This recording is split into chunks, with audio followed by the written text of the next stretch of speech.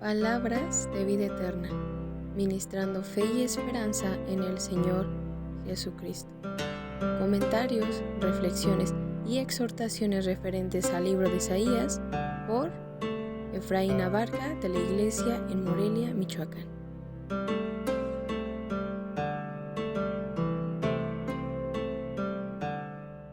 Hola hermanas, Dios les bendiga. El día de hoy vamos a ver Isaías capítulo 7.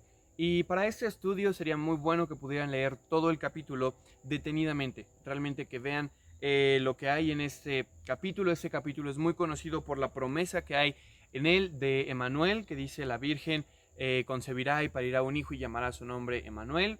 Mateo dice que declarado es Dios con nosotros, y es importante esta promesa, más adelante vamos a verla, pero yo quiero enfocarme en las situaciones que rodean esta promesa. Y para comenzar quiero que veamos la situación política de ese momento. Quiero ver lo que hay alrededor de esta promesa. Y dice que el rey en ese momento era Achaz, como lo dije en el estudio anterior.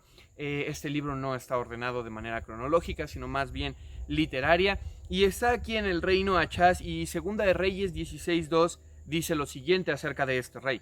Dice: cuando comenzó a reinar Achaz era de 20 años y reinó en Jerusalén 16 años, y no hizo lo recto en ojos de Jehová su Dios, como David su padre. Antes anduvo en el camino de los reyes de Israel, y aún hizo pasar por el fuego a su hijo, según las abominaciones de las gentes que Jehová echó de delante de los hijos de Israel. Asimismo, sacrificó y quemó perfumes en los altos y sobre los collados y debajo de todo árbol umbroso.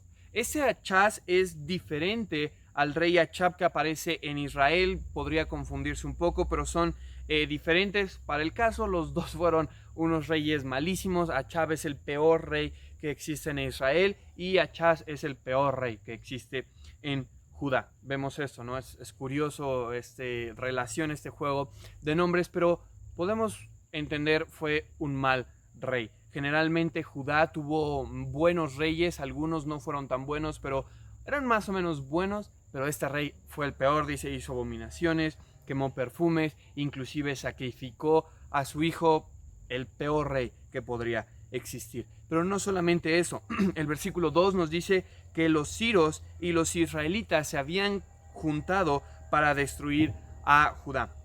En ese momento Asiria era una nación creciente, Siria. Siria era una nación que estaba creciendo, era una nación que estaba teniendo poderío, y ellos se alían con los israelitas, que si recordamos, si vamos más atrás al libro de Reyes, Israel tiene 10 tribus, y Judá son solamente 2 tribus. Entonces tenemos al reino creciente, al reino que tiene varias tribus contra 2 tribus, un reino ahí pequeñito que es Judá, y esto nos deja en graves problemas, ¿no? Es realmente problemática la situación que tenemos aquí. Y después está el versículo 3 y 4, donde Jehová manda a Isaías, a su profeta de ese momento, que le dé un mensaje al rey Achab. Y este mensaje que Achaz recibe es un mensaje de esperanza y de victoria. Si ustedes lo leen ahí en el versículo 3 y 4, Jehová está prometiendo que los va a libertar, que va a ver bien para ellos. Pero después pasa algo que es interesante. El versículo 11, Dios le da una oportunidad a Achaz de que pida una señal de Jehová. Dios le está diciendo a Achaz: pide una señal, ve cómo yo voy a obrar, pídeme lo que quieras. Y vemos que Dios anteriormente ya había obrado así, en esta manera, ¿no? Con otros reyes, y Dios le da ahora la oportunidad a Achaz de que pida una señal. Pero Achaz no pide una señal porque está confiando en él mismo. Si nos quedamos solamente en Isaías, eso es otra nota importante de este profeta. Sería muy bueno que lograran ir leyendo Reyes y Crónicas a la par de este libro, porque nos van a dar un contexto más grande de lo que está pasando. Porque si nos quedamos con Isaías, pues pareciera que Achaz es muy humilde, ¿no? Como: no, yo no voy a molestar a Jehová, no, ¿cómo crees? Pero realmente él hace esto porque en Segunda de Reyes capítulo 16 versículo 7 dice: entonces Achaz envió embajadores a Tiglat-Fileser, rey de Asiria. ¿Okay? Esto es importante. Siria y Asiria son naciones separadas. Una A se diferencia. Siria es la nación que está creciendo. Asiria es a quien Achab le pide socorro, diciendo: yo soy tu siervo y tu hijo. sube y defiéndeme de mano del rey de Siria y de mano del rey de Israel, que se han levantado contra mí. Si nos quedamos solamente con Isaías, pues pareciera, ¿no?, que Achaz es como muy humilde, como yo voy a pedir señal, pero él no pide señal de Jehová porque él está confiando en sus propios méritos. Él está confiando en que el rey de Asiria lo ayude, en que su relación que tiene con él sea buena y él venga a socorrerlo. Y Dios se molesta en alguna manera. Dios se molesta, pero Dios promete una salvación. Es curioso que Dios no da un juicio, ¿no? Dios no dice, bueno, ahora arréglatelas tú solo. No, Dios promete una salvación a su pueblo. Y es lo que pasa en los versículos 14. Pero algo interesante de esta salvación que Él promete es que es una salvación imposible y es una salvación débil. ¿Por qué imposible? ¿Porque la Virgen va a tener un hijo? Eso es imposible, ¿no? No necesitamos mucho razonamiento para decir, una virgen no puede tener un hijo. Pero también es una salvación débil porque que un niño sea el Salvador, este rey de Judá podría estar esperando un libertador, podría estar esperando un gran milagro de Dios, algo fuerte o qué sé yo, pero él dice va a ser un niño. Esta es la señal. Y pasa esto, ¿no? Y realmente esta es la situación histórica que está rodeando a esta promesa de que vendrá la Virgen y parirá un hijo y llamará su nombre Emmanuel. Y este cumplimiento lo vemos históricamente en el relato de Segunda de Reyes, capítulos 18 y 19, ya no bajo el rey Achaz, sino bajo el rey Ezechías. Pero eso es más que una historia. Como les dije, Isaías es un profeta y los profetas muchas veces hablan de cosas a futuro, hablan de cosas en el presente, pero también de cosas que van a pasar a futuro. Y esta historia es la historia del Evangelio. Es una historia que rodea la situación del Evangelio. Esto tiene una realidad teológica que vamos a Mateo para entenderla. Vamos a Mateo capítulo 1 y vamos a leer los versículos del 21 al 23. Dice lo siguiente: y parirá un hijo y llamará su nombre Jesús, porque él salvará a su pueblo de sus pecados. Todo esto aconteció para que se cumpliese lo que fue dicho por el Señor, es palabra de Dios, por el profeta. Isaías es solamente el mensajero. Todo lo que encontramos en el libro es palabra de Dios, no palabras de Isaías. Pero él sigue diciendo, he aquí, la Virgen concebirá y parirá un hijo y llamará su nombre Emmanuel, que declarado es con nosotros Dios. Esa promesa, esa profecía está hablando de Cristo. Pero entonces, si eso está hablando de Cristo, veamos las situaciones que rodean eso. Y algo interesante es que nosotros somos Achaz. Nosotros somos ese rey.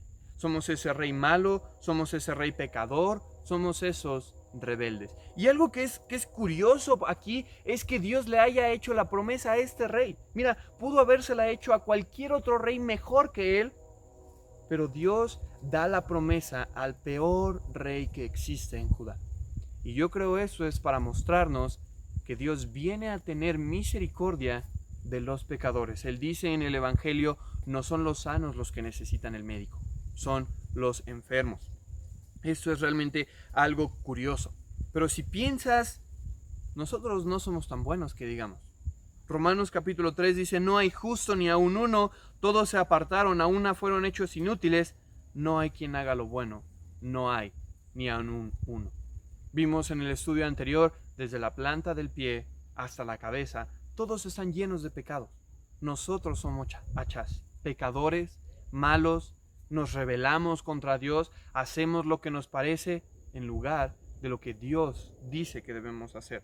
Pero no solamente somos Achaz en este sentido, sino que también estamos rodeados de problemas. Achaz estaba rodeado de problemas por la nación de Siria y por la nación de Israel, pero nuestros problemas son un poco diferentes. Podemos tener problemas en nuestros matrimonios y esto es por nuestro pecado, ¿no? Porque no sabemos perdonar, porque no pedimos perdón y por tantos errores que cometemos en el matrimonio, problemas con nuestros padres porque no obedecemos, porque no somos humildes, podemos tener problemas económicos por ambición, por codicia, por malas cosas que tenemos, problemas y más problemas. Pero nuestro problema principal no es económico, nuestro principal problema no es con nuestra esposa, no es con nuestro esposo, hermana, tu mayor problema es siempre con Dios. ¿Cómo estás con Dios? Y para los inconversos, este es su mayor problema. Porque Dios, dice el versículo 36 de Juan capítulo 3, la ira de Dios está sobre aquel que es incrédulo al Hijo, parafraseando un poco. Dios está airado en contra de aquel que no cree en Él. Mira, ¿qué importa tu matrimonio si tú no crees en Dios? ¿Qué importa cuánto puedas tener si tú no crees en Dios? Si tú no eres salvo, ningún problema importa. Mira, tú deberías dejar todo y buscar arreglar ese problema. No siempre resolvemos nuestros problemas por orden de importancia, y esto lo descubres mucho cuando eres estudiante. Dices, bueno, esta materia vale más que esta, necesito resolver este examen, y ordenas tus problemas por la prioridad, ¿no? Tu prioridad es estar bien con Dios. Tu prioridad es eso. Pero pasa algo.